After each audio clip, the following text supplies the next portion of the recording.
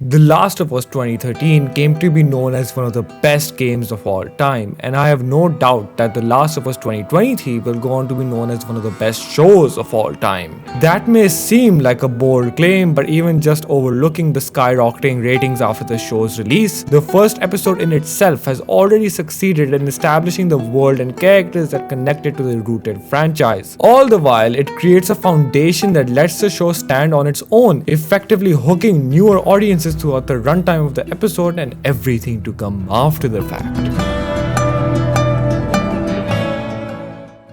Firstly, everyone who thought Nico Parker and Bella Ramsey couldn't deliver in the roles of Sarah and Ellie owes the two an apology. For being so young, their performances outshine even those of rather prominent older actors. Sarah and Ellie in the show do not physically resemble the characters we've become accustomed to from the games, but it literally doesn't even matter. Their dialogue, mannerisms, and expressions are so akin to their graphical counterparts that I can't think of them as anything but their source material. They are Sarah and Ellie. The same goes for Tess as well. Her features don't separate her from the original depiction. When I look at these people, all I see now are the iconic badasses from the depths of my memory. And all this goes without even mentioning all the times the acting has gone on to simply improve what we've seen before. Sarah's gut-wrenching scream as she succumbs to her wounds, Joel's desperate pleas, Tommy's disbelief, Marlene's apparent stress and determination due to her cause. It's also very real and crafted to be a clear window into the world we are seeing. The attention to detail is beyond commend-worthy. It's one thing to pay respect to the source material, but it's another to go out of your way to make sure that everything resembles so accurately to what the original inspiration was. From the set design to the wardrobe design to the recreation of perfectly instilled shots within our memory, everything is just perfect. I couldn't ask for a better representation of these characters and the world that they're in. What's more is that I find it very clever how the episode that is 1 hour and 20 minutes in length is just based off of the beginning of the first game. I heard reports of how the first episode was lengthened to show more of Ellie and Joel, and if that is indeed the case, I couldn't applaud the series heads more than I already have. You see, a game is limited by the types of world building it can establish through cutscenes, since it has to give control to the player characters somehow, somewhere, soon. Since the whole point of a game is to let the player experience it on their own. Alongside this, it also has to make it entertaining and interactive for the player, which means that a lot of other scenes that could be potentially slower that build on the story are often overlooked in favor of more action-based sequences that keep the viewer engaged.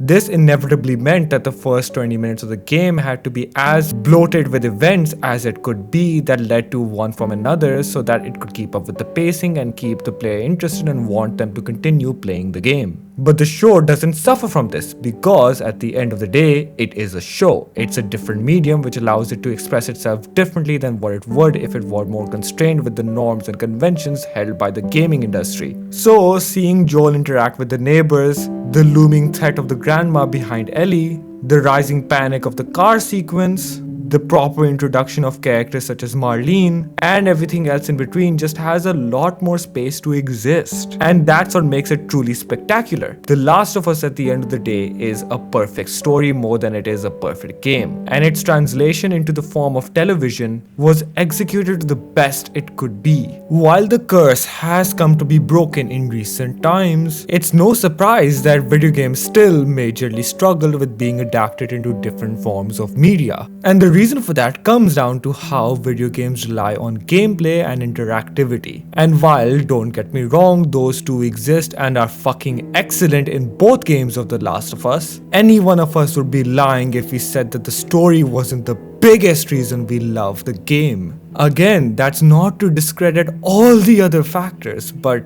in the end, they do come secondary to the primary plot. So I'm glad that HBO didn't squander the opportunity they had to capitalize on the success of The Last of Us and its story, making sure that the minor hope of Joel and Ellie in the desolate world was captured to its greatest extent. And all this praise goes without even mentioning the lengths that they went to make it enjoyable for the general audience. They had references galore for all us original fans, but also made it extremely entertaining and watchable and rewatchable for anyone else tuning in that wasn't familiar with the universe we know. The plot progression and pacing is actually better than what we got in the original game. Yeah, come at me for it. All this excellency isn't thanks to how they changed certain aspects. For example, Joel has a clear source of motivation from the first time we see him 20 years later. Instead of moping about and just surviving, which he still does, he also has the added cause of wanting to find and protect Tommy. While that does initially hinder someone's skepticism and make them believe that they might change the character of Joel, this minor configuration does nothing to change the overarching narrative that Joel will go on, and in fact just makes it more engaging for everyone watching for the first time. Other minor changes also go a long way into redefining the ways we see relationships from the first game. Marlene is not as sympathetic and compassionate with Ellie, but that fits her character given how she's dedicated to the Firefly cause. And Tess is even more close with Joel than we see in the first game, which clears up the misunderstanding that people had with how they were. I will say that character introductions can get a bit convoluted when so many people are thrown into a scene one after the other for people that aren't familiar with them in the first place, but it's played off well in the end, so I can't really complain. All in all, I'm more than excited for what the show has in store for us for the second episode and onwards, because it's clear to me that the direction is exactly what the fans would have wanted. And it's hard for me to believe that I've gone this entire episode without even praising Pedro Pascal, but I believe that's because everyone already knew that he was the perfect fit for the character of Joel. I mean, just look at him, they already got the looks down, the performance was a surefire giveaway anyway considering how well he's done in previous roles. I'll be honest, this review didn't really have a script for it because I just wanted to speak my heart regarding how I felt about the episode.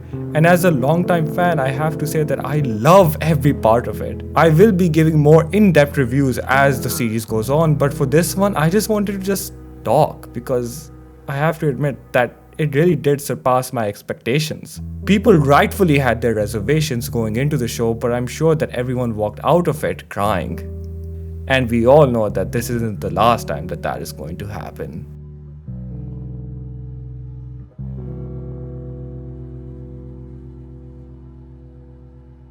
If you enjoyed this video, please do consider subscribing and leaving a comment down below. I love whatever you guys have to say regarding any of the topics I cover in my videos. In the meantime though, here are 2 videos that YouTube thinks that you'd enjoy.